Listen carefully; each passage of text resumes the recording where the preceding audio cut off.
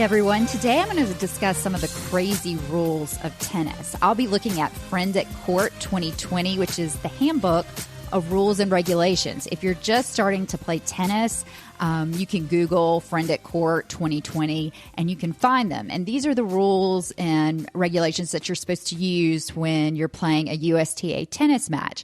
I practiced law for 10 years, so I'm used to reading statutes, rules, and regulations. And I read through Friend at Court and I found 3 rules that I thought were just kind of crazy. One rule just doesn't make sense to me. The second one, I don't think it's very consistent the way that people do it. And the third rule, I think people don't follow at all. And I was kind of shocked to read it in Friend of Court. So let's start off with the first rule that just doesn't make sense to me. This is on page 12 of Friend at Court, but it says, it gives a case that a ball that has just been served hits the receiver, or in doubles, the receiver's partner before it touches the ground.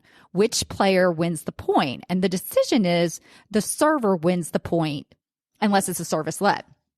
And the reason, just from someone that didn't grow up playing, I mean, it just seems crazy to me that someone can serve in doubles and hit the receiver's partner that's nowhere near, let's say, the service box, and the server receives the point. I know that's the rule, and it's happened a couple of times when I've played, but I just would like to know the rationale for that rule. It just doesn't make any sense to me that it's the server's point if the server hits a receiver's partner that's nowhere inside the lines. It's just one of those rules that I think is just kind of like one of the crazy rules of tennis that makes absolutely no sense to me. And maybe that's just always been the rule. If you guys know the reason that is the rule, please let me know.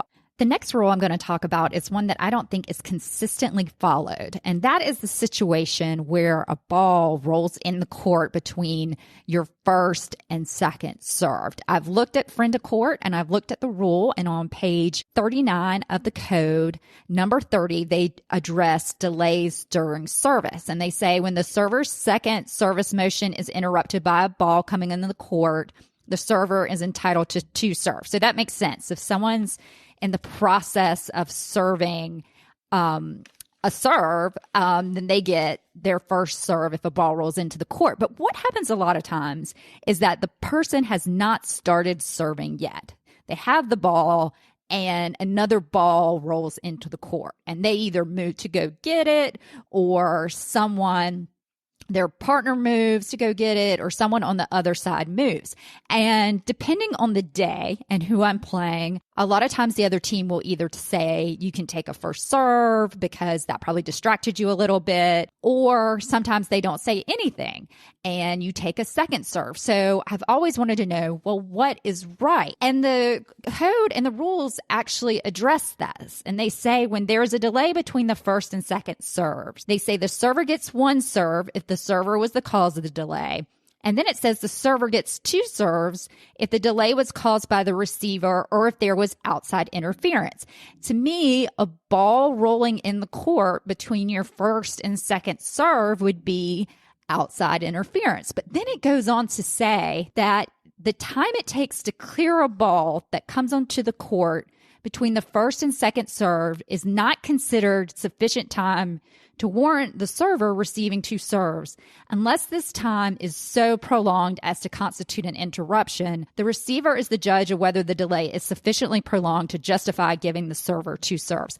I think they need to get rid of that part. I think the rule should be if there's a ball that comes in the court between the first and second serve, you automatically get a first serve, because it totally depends on who you're playing. I normally always give a first serve in that situation, even though technically that's not the rule. But you'll sometimes get to states and there'll be 10 courts in a row, and it's just one let after another let, and balls are rolling in your court constantly. And some people will give you a first serve and some people won't. And to be honest, I mean, I think the people that don't give you a first serve are technically correct, but I feel like this is something they could really quickly change and just say if a ball rolls into your court between your first and second serve, you get a first serve. It doesn't really matter at my level because, serving's not that big a deal. I don't feel like people are serving that hard, but I'm wondering, especially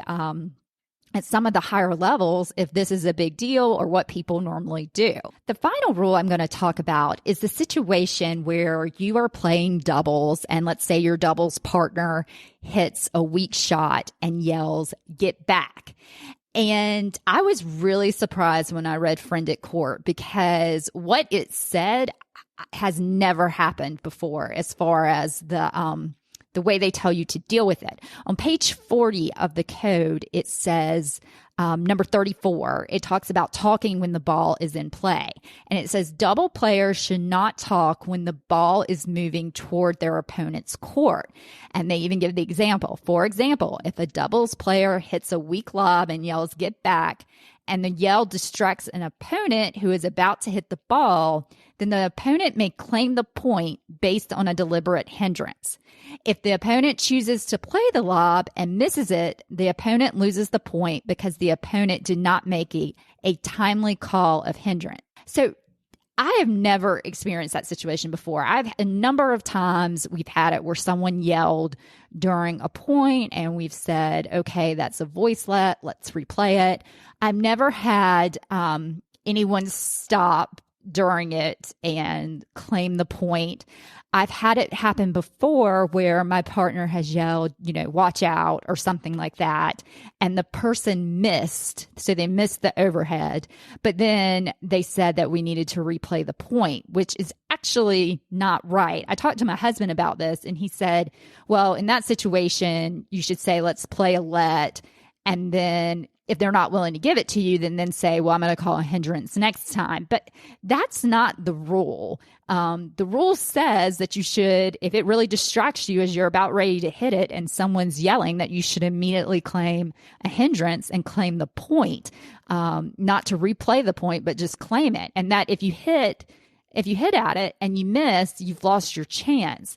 I would just really like to know if anybody has actually done that in a match and if everybody agreed that that's the way you handled it. It may be just because at my level, that doesn't happen that often, or if it does, we normally just replay the point, but that's not the rule. So I was really surprised when I saw that rule. If you guys have done that, I'd love to hear about it.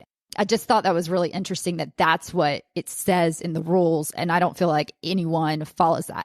Again, if the USTA wants to contact me, I'm happy to give my input, but I'm sure they probably don't really care what I think. But just as someone that has read the rules and played tennis for a few years, this is just a few of the rules that I think are some of the crazy rules of tennis. Please check out our Facebook page, which is Second Serve Podcast. Thanks so much for listening and hope to see you on the court soon.